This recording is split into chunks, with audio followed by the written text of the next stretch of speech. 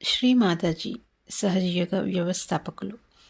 శ్రీ మాతాజీ 1923వ సంవత్సరం మార్చి 21వ తేదీన పగలు రాత్రి రెండూ సమానంగా ఉండే రోజు మధ్యాహ్నం 12 గంటలకు మధ్యప్రదేశ్లోని చింద్వారాలో జన్మించారు.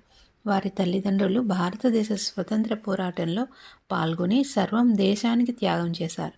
శ్రీ మాతాజీ కూడా 19 సంవత్సరాల పిన్న వయస్సులో వారి తల్లిదండ్రులతో స్వతంత్ర రాజకీయ కార్యకలాపాల్లో చురుగ్గా పాల్గొన్నారు. 1942లో క్విట్ ఇండియా పోరాటంలో విద్యార్థుల పోరాట ఉద్యమానికి నాయకత్వం వహించి ఎన్నోసార్లు జైలుకు వెళ్లారు. శ్రీ మాతాజీ లాహోర్ మెడికల్ కాలేజీలో సైకాలజీ మరియు వైద్య విద్యను అభ్యసించారు. తదనంతరం శ్రీ మాతాజీ గారు 1947 ఏప్రిల్ 7న సర్ సిపి శ్రీవాస్తవ గారిని వివాహం చేసుకున్నారు.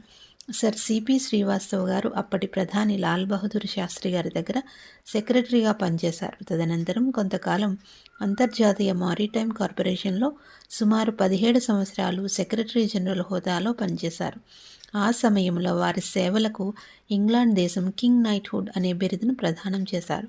తర్వాత కాలంలో భారత ప్రభుత్వం సర్ సిపి శ్రీవాస్తవ గారికి పద్మభూషణ్ ప్రదానం చేశారు.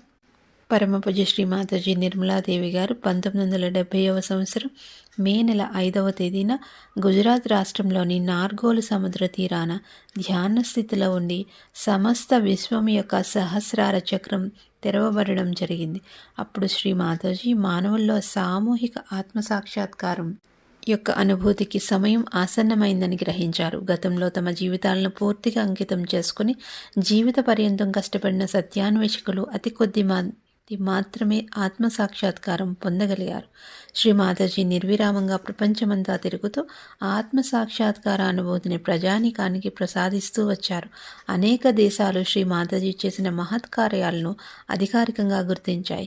1989వ సంవత్సరంలో శ్రీ మాతాజీకి యునైటెడ్ నేషన్స్ శాంతి బహుమతి ప్రదానం చేయబడింది.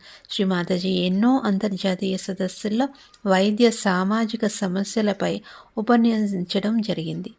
ఆత్మసాక్షాత్కారం మానవ జీవితానికి పరమోన్నత లక్ష్యం అన్న వాస్తవాన్ని అనుభూతి చెందండి. శ్రీ మాతాజీ. జై శ్రీ మాతాజీ.